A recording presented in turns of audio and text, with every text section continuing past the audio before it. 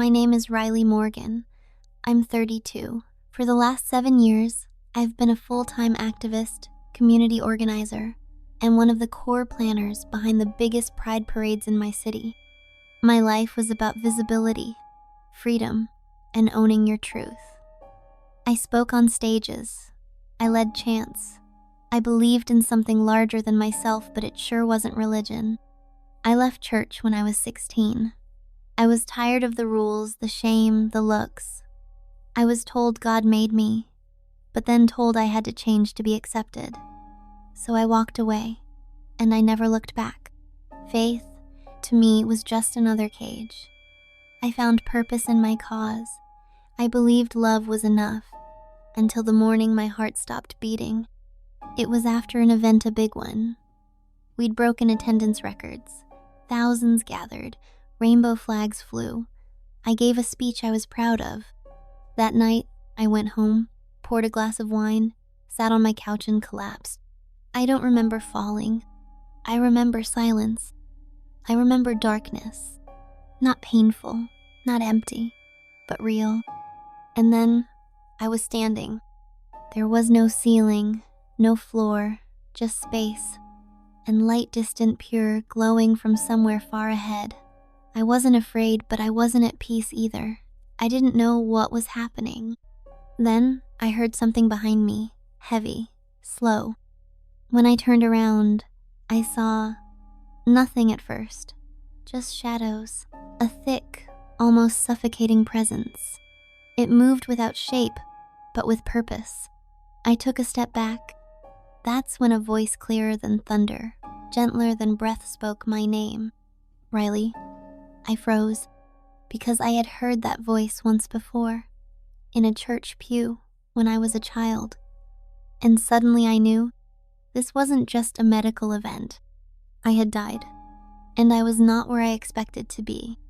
The voice had said my name, but it didn't come from ahead where the light was.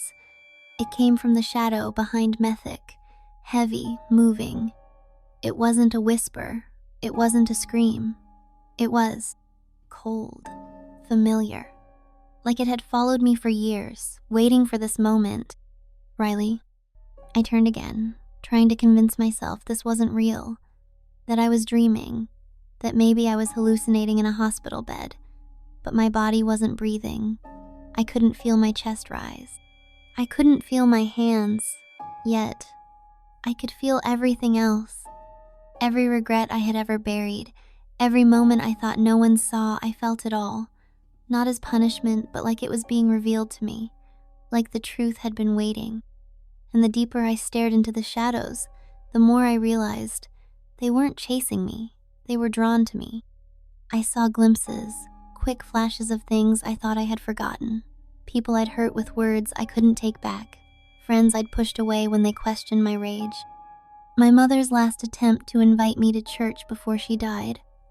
I saw myself laughing at her. Cold, detached. The shadows began circling, not touching me, but surrounding me, whispering. She didn't need God. She chose her own truth. She told them love was love. She gave speeches, but never asked if they were true. It wasn't cruelty. It was clarity. That was the worst part. There was no hiding, no excuse. I stood there as my life was replayed not by accusation, but by truth itself. And yet there was still light ahead. Soft, golden, unmoving. It didn't force itself on me. It simply waited. And in that moment, something rose up in me I hadn't felt in years. Desperation. Not for justice, not for validation, but for mercy. The light ahead wasn't bright in the way a spotlight blinds you. It was alive, steady, gentle. It pulsed like a heartbeat. I don't know how I knew this, but it was as if the light could see me. Not just my outline, me. Who I really was beneath the years of slogans, movements, and defiance. And yet, it didn't shrink back. It stayed, waiting. I wanted to move toward it. Every part of my soul felt like it was pulling forward, aching for it. That light felt like home, like safety. like the thing I had been chasing all my life without knowing what I was looking for. So I stepped forward, but I couldn't move. My legs, if that's what they were, locked in place. It was like I was tethered, not physically, but spiritually. Something had its grip on me. Behind me, the shadows swirled tighter, their voices sharper now, not yelling, just insisting. You don't belong there. You built a life without him. You can't change your truth now. You already chose. I tried to push through, tried to scream, but my voice was swallowed by silence. And then came the worst part. I started to believe them. Maybe they were right. Maybe I'd gone too far. Maybe the light was never meant for people like me. I had spent my life speaking my truth. But in that moment, all I could feel was truth speaking back. Not as judgment, but as a mirror. A piercing, loving mirror I couldn't escape. I fell to my knees. Not out of worship, out of exhaustion. I didn't have speeches here. I didn't have a crowd. I had nothing left but the aching question that pulsed through my being. Is it too late for me? That's when I felt it, something break in the darkness. A shift, a silence. The shadows recoiled, and the light grew stronger. Then I heard a new voice. Different, warmer, familiar, and yet unknown. Riley, you were never too far. That voice gentle, calm, and impossibly full cut through the shadows like fire in a forest. The moment I heard it, the darkness stopped moving.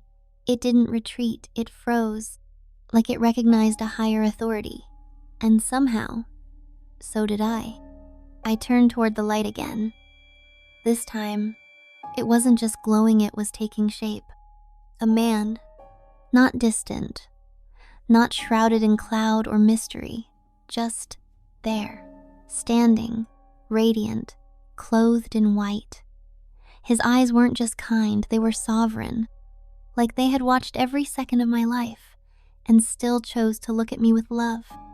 And then I saw his hands, the wounds, open, glowing, still fresh, yet full of peace. My heart sank, because I knew it was Jesus. The same Jesus I had dismissed in my teens, the one I thought was just another weapon used by judgmental people, the one I'd mocked, the name I hadn't spoken in years unless it was as a joke.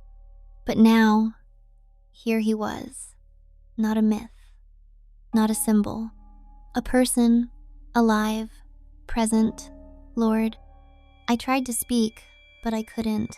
My throat, if I even had one, choked with shame. I couldn't look at him. I wanted to run, but where? There was nowhere else. Then he stepped closer. I braced myself for correction, condemnation, fury, but he didn't raise his voice. He knelt. He came down to me. Riley, he said, and his voice didn't just reach my ears, it reached my soul. You've carried so much that was never meant to be yours. I began to weep, not out of fear, out of recognition. He saw it all, and he stayed. My walls cracked. My identity, my pride, my cause, none of it mattered anymore. All I wanted was him, the one I never believed I needed, the one I pushed away, the one who came for me anyway. And for the first time in my life, I didn't want to be right. I didn't want to be celebrated. I wanted to be forgiven. I thought I understood what I had done in my life. I thought I was doing good. I believed I had helped people feel seen, heard, proud. I organized, I marched, I created platforms for others.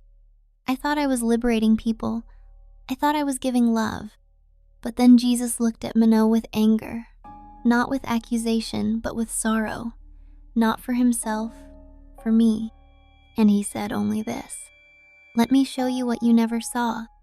And in an instant, it was like the veil was ripped off my eyes.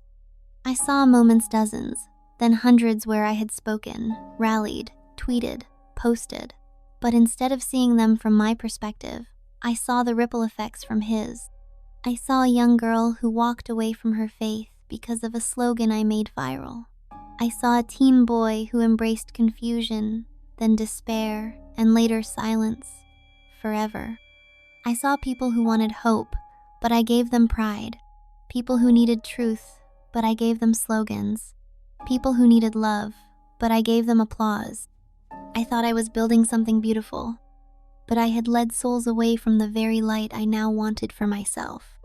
And then I saw the faces, one after another, not angry, not hateful, just lost.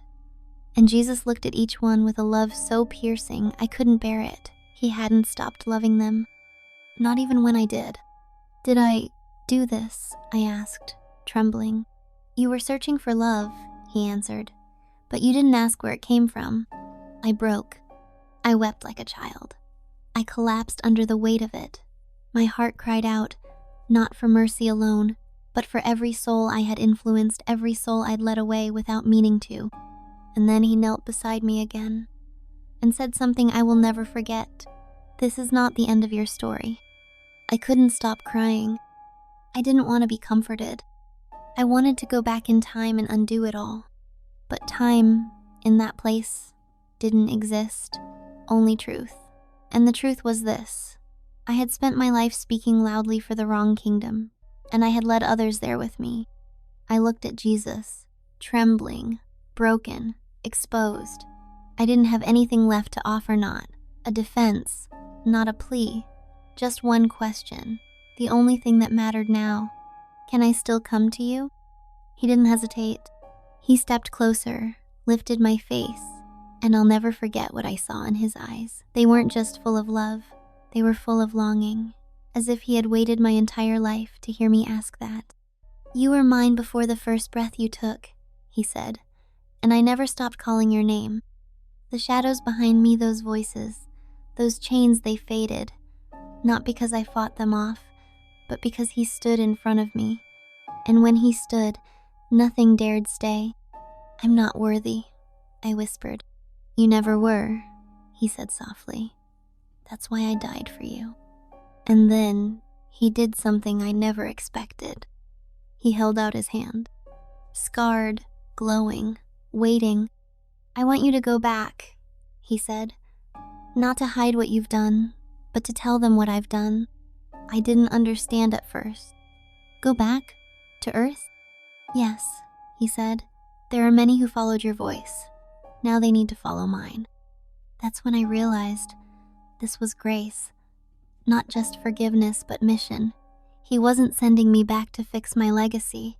He was giving me a new one. And just before the light faded, he said one last thing. "You will not be rejected for choosing me, but you must be willing to be rejected by the world." And then just like that, I was gone from that place. I opened my eyes to a hospital ceiling. Machines were beeping. My chest burned.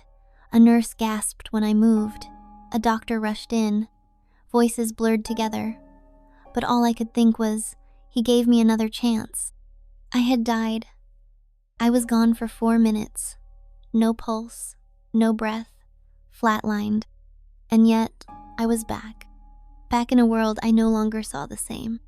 Friends came, colleagues, people I had marched with, fought with, stood beside in everything. They were relieved I was alive. They called me strong. They made jokes about the queen of the parade cheating death.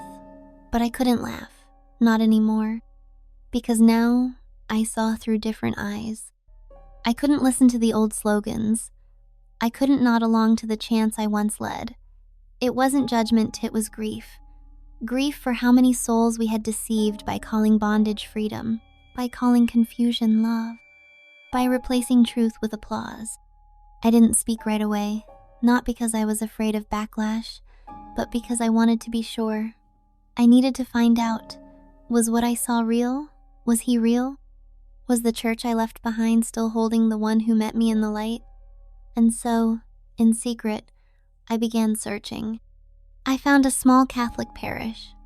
Quiet, simple, no pride flags, no slogans, just incense, silence, and something that made me weep the first time I walked in, reverence. I sat in the back pew, trembling, And for the first time in years, I prayed, Jesus, I remember you.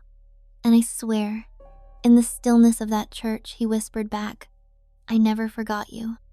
It took months of private study, secret conversations, and trembling prayers before I was ready.